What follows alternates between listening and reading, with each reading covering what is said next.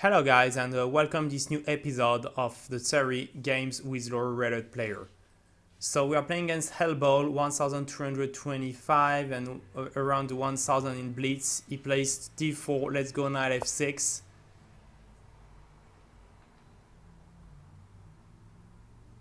So again conning for the center with this move. I mean, I guess most of you knows it. Knight f3. Let's bring the pawn to d5 now. So this is a queen decline gambit Slav variation. So c6, I'm playing the pawn with the pawn.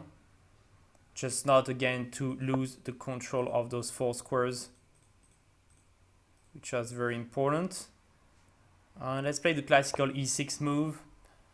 So the good thing is that you're really protecting the d5 pawn with this one. The bad thing is that the bishop is buried on c8 for some time.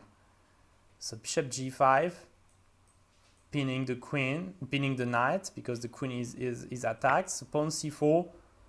After e4, this is called the Botvinnik. b5 and going to some crazy line with e5, h6, bishop h4, g5. I think you will see it. Knight take g5, pawn g5, bishop g5, and knight d7 if you guys still follow me. I'm afraid not, but it's theoretical. So e5 here, you might feel the knight is pinned and I'm losing it, but with this h6, g5, I can save the day. b3. This is a big mistake, I guess. I mean, I never saw this move, but I believe bishop b4 here. Pinning the knight, and the knight is not supported by the pawn anymore.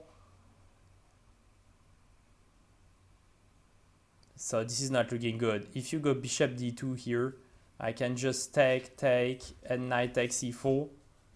So being already 2 pawns up after that. If you protect with another piece, I can go queen a5. And then take the pawn on b3. Okay, the queen protects it. So the queen a5, bishop d2. I don't like the fact that when I take, the bishop takes me back and attack my queen. So that's what I don't like in queen a5. If I take on c3, he takes and I go knight take e4. He has to take me on d8, and I take him on c3, and then I have time to take on b3. Okay. This is, I guess, the option I will take and take on e4. Or no, even better, I'm taking on b3 first. The thing is that after bishop c3, queen c3, knight e4, bishop d8, knight takes c3, bishop a5 is attacking my knight, and I have no time to save this pawn. So I can just start by taking this guy and again take this one and take on e4.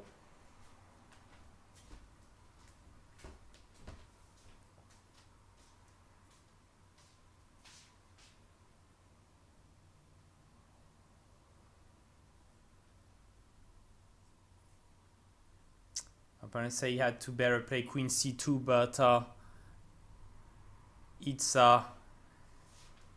going to the same line.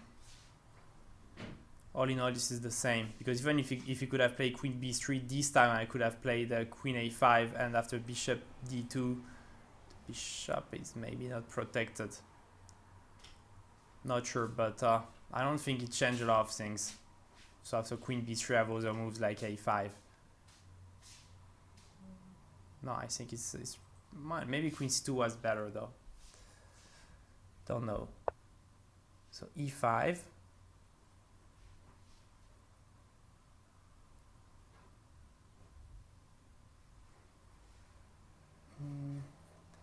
I don't think he could play that.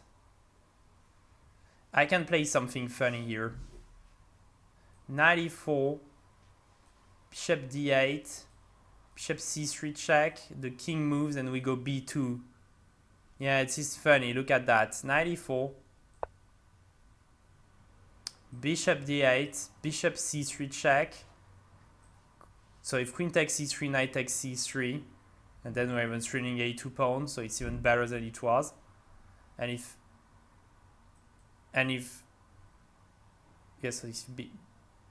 Yes, so if bishop d8, bishop c3.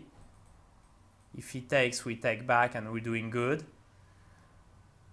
And if he moved the king away, then we will go b2.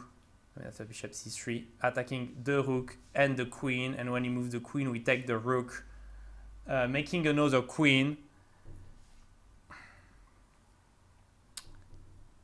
Very sharp game we are having here. A very sharp game.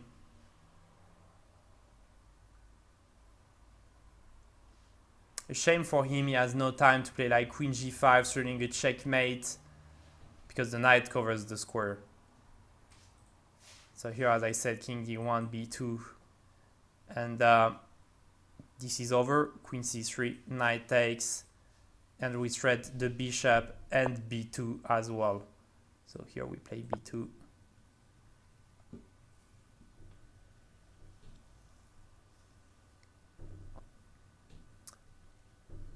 So we will probably win material if I didn't miss some weird stuff.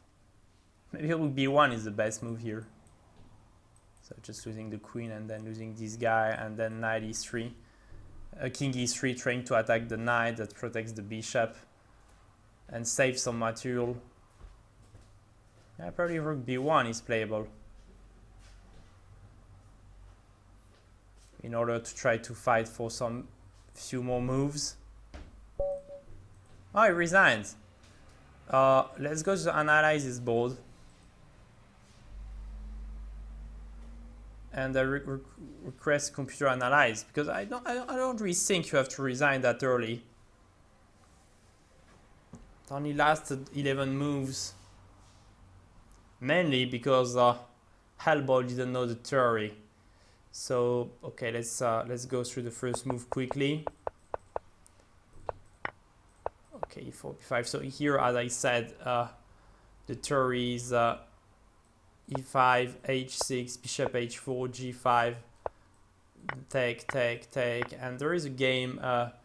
Okay, the main move is knight bd7, but there is a game that was played today, just a few hours ago. We are the 19th of July when I shoot this video. In the match between China and Russia, I don't remember the guy playing that, but the move bishop e7 was played. And take is another thing that is also playable. So this is like the main line you have to play. So he went b3, I went bishop b4, queen to c1, pawn takes,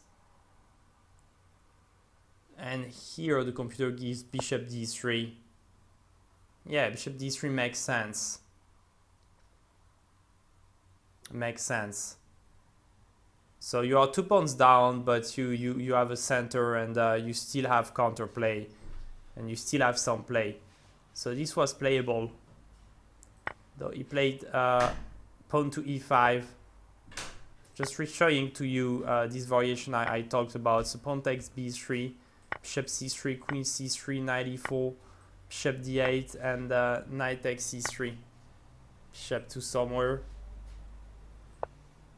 And the knight goes to d5, and here you are 2 pawns up against the bad pawn structure, and white don't have real chances to fight against black. Here it should be rather easy to win. You will just develop your pieces, castle, bring the rook to the center, and at some point either play c5 or play something with a5, a4, also playable. I mean, just put pressure on your opponent, and you will surely but slowly win the game. Slowly but surely. And if I did the same thing, just going backward, if I do that immediately, without taking the pawn on b3, we arrive to the same position, just I didn't take the pawn, so those moves were not played, and he has time to play bishop a5, attacking the knight, and now when I go backward, take, take, and take. And this is a lot more difficult to win. Still a pawn up. I mean, I was 2 pawn up, but you're only a pawn up, and the black pieces, the white pieces could activate, and he really has some chance to make a draw here, because he has the 2 bishops, and the pawn now are a bit more weak for black, and this is more close to a draw than it is when you take on b3. So that's why I took on b3 first. So let's go back there. Okay, take e5. And now I believe that knight e4 is just the winning move. Bishop d8, bishop takes c3. Here he has to play queen c3. Knight c3, bishop a5. And I can play either b2. Yeah, and b2, take, take, make a queen, and take back. And, well, I'm an exchange up. So this is winning. He played king e2, I go b2. And here, if rook b1, I take. So I'm making a queen, of course, take. King d8, and I would have gone king e3. Or king e3, yeah. I'm probably missing something. Rook b1. Let me think. Okay, taking the queen it makes just so much sense, isn't it? He takes back. Taking bishop makes sense as well. And after king e3, bishop b2. I don't know, guys. Okay, yeah, bishop b2, rook c2, knight c3, so he cannot take it back. King d3 to attack the knight, and knight a4 protecting the bishop. So that's why I was winning. Still, I believe Hellball resigned too early. I mean, you have to go to that position after king e3 and see what happens. If your opponents find those moves, then, I mean, let it be. You won the game. But I mean, here you still have very slight chances to have a game. And my trainer always said that you cannot resign too late. I mean, when you resign, you lose the game. I mean, if you can play like just 4 or 5 moves more to make sure you are really losing, you can't lose more. I mean, you just lose the game. You can't lose more. So thank you very much for watching this video. Don't hesitate to like the video or share the video. It makes me happy and it gives more exposure to the channel. Thank you very much, guys. Bye.